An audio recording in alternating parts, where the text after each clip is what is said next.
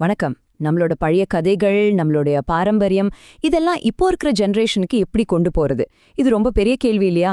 ஆனா ஒரு young innovator இதுக்கு ஒரு சூப்பரான வழி கண்டுபிடிச்சிருக்காரு. அவரை பத்தியும் அவரோட இந்த இன்ட்ரெஸ்டிங்கான பயணத்தை பத்தியும் தான் நம்ம இன்னைக்கு பார்க்க போறோம். இந்த கேள்விதான் நம்ம இன்னைக்கு பேச போற விஷயத்தோட சென்டர் பாயிண்ட். நம்மளோட வேர்களை விடாம அதே சமயம் புது புது விஷயங்களையும் எப்படி உள்ள கொண்டு வரது? வாங்க இதுக்கான பதில நம்ம சேர்ந்து தேடலாம். நம்ம இந்த தேடல்ல நமக்கு ஒரு வழிகாட்டியா இருக்க போறவர் யாருன்னா, நன்யாங் தொழில்நுட்ப பல்கலைக்கழக மாணவர் சுப்பிரமணியன் அழகப்பன். கல்ச்சுரல் ஈவெண்ட்ஸை எப்படி யூத்க்கு ரொம்ப பிடிச்ச ஒரு மறக்க முடியாத எக்ஸ்பீரியன்ஸா மாத்துறாருங்கிறது தான் நாம பார்க்க போறோம்.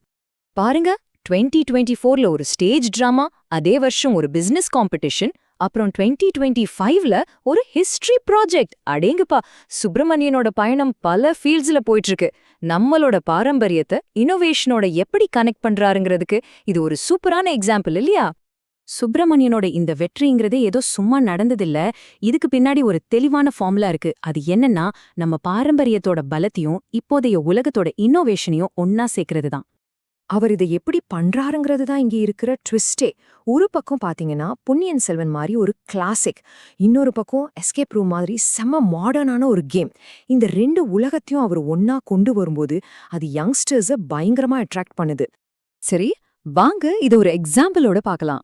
அவரோட வணிக வேட்டை ப்ராஜெக்டே எடுத்துக்கலாம். இது சும்மா ஒரு பிசினஸ் காம்படிஷன் மட்டும் கிடையாது. இது மூலமா யூத் மத்தியில கம்யூனிட்டி கொலாபரேஷனை எப்படி திரும்பவும் கொண்டு வந்தாருன்னு பார்க்கலாம். இந்த ப்ராஜெக்டோட இம்பாக்ட சொல்ல இந்த ஒரே ஒரு நம்பர் போதும். 50க்கும் மேற்பட்ட இளைஞர்கள், ஆமாங்க 50க்கும் மேற்பட்டோர் இந்த போட்டியில ரொம்ப ஆர்வமா கலந்துக்கிட்டாங்க. இதுவே காட்டுதில்ல இது எவ்வளோ பெரிய தாக்கத்தை ஏற்படுத்தியிருக்குன்னு. இந்த ப்ராஜெக்ட்ல ஒரு முக்கியமான விஷயம் என்னன்னா, இது எஜுகேஷனையும் இண்டஸ்ட்ரியையும் ஒன்னா இணைச்சதுதான். அதுலயும் குறிப்பா ஒரு விஷயம் சொல்லணும். சிங்கப்பூர்ல இருக்கிற 2 முக்கியமான யூத் ஆர்கனைசேஷன்ஸ், அதாவது NTU தமிழ் இலக்கிய மன்றமும் TRC இளையர் பிரிவும் ரொம்ப நாள் கழிச்சு இந்த ஒரு ப்ராஜெக்டுக்காக திரும்பவும் ஒன்னு சேர்ந்தாங்க. இதுவே ஒரு பெரிய வெற்றிதாங்க. முக்கியமான பாயிண்ட் என்னன்னா, இது வெறும் ஒரு காம்படிஷனா மட்டும் இல்ல. இண்டஸ்ட்ரி ப்ரொஃபஷனல்ஸ் கிட்ட இருந்து ட்ரைனிங், நிஜமான பிசினஸ் லீடர்ஸ் முன்னாடி அவங்க ஐடியாஸை பிட்ச் பண்றதுக்கு ஒரு சான்ஸ். இப்படி யூத்க்கு ஒரு கம்ப்ளீட் பிராக்டிக்கலான எக்ஸ்பீரியன்ஸ் எது கொடுத்துச்சு. ஓகே, பிசினஸ் காம்படிஷன் பார்த்தோம். இதுக்கு அடுத்து அவரோட அடுத்த இன்னோவேஷன் இன்னும் சின்ன பசங்களை, அதாவது ஸ்கூல் ஸ்டூடெண்ட்ஸை டார்கெட் பண்ணுச்சு. பார்வைன்னு ஒரு ப்ராஜெக்ட். இது மூலமா ரொம்ப ட்ரையா இருக்குன்னு நினைக்கிற ஹிஸ்டரிய எப்படி ஒரு அட்வென்ச்சரா மாத்தினாருன்னு பார்க்கலாம் வாங்க. மறுபடியும் இந்த நம்பரை பாருங்க. கிட்டத்தட்ட 80 செகண்டரி ஸ்கூல் ஸ்டூடெண்ட்ஸ் இந்த ஈவெண்ட்ல கலந்துக்கிட்டாங்க. இதுவே போதும் அவரோட இந்த அப்ரோச் எவ்வளோ சக்சஸ்ஃபுல்னு சொல்றதுக்கு. பார்வை ப்ராஜெக்டோட ஒரு சின்ன சம்மரி இதுதான். நம்ம எல்லாருக்கும் தெரிஞ்ச ஒரு ஃபேமஸான ஹிஸ்டாரிக்கல் நாவலை பேஸ் பண்ணி செகண்டரி ஸ்கூல் ஸ்டூடெண்ட்ஸுக்காக ஹிஸ்டரிய ஒரு கேம் மாதிரி மாத்தினதா இதோட ஸ்பெஷாலிட்டியே. எப்படி பொன்னியின் செல்வன் கதைக்கு உயிர் கொடுத்தாங்கன்னு பாருங்க. ஸ்டூடெண்ட்ஸ் சும்மா ஆடியன்ஸை உட்கார்ந்து பார்க்கல.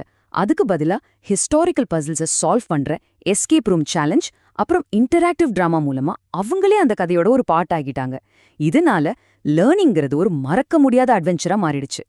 சரி, இந்த 2 ப்ராஜெக்ட்டுமே ரொம்ப சூப்பர். ஆனா இதோட இம்பாக்ட் அந்த ஈவெண்டோட முடிஞ்சிடுச்சா? இல்லவே இல்ல. இந்த முயற்சிகளை எல்லாம் டாக்குமெண்ட் பண்ணி ஒரு டிஜிட்டல் லெகசியை உருவாக்கும்போது தான் இதோட உண்மையான பவரே தெரிய வருது. அது எப்படின்னு பார்க்கலாம்.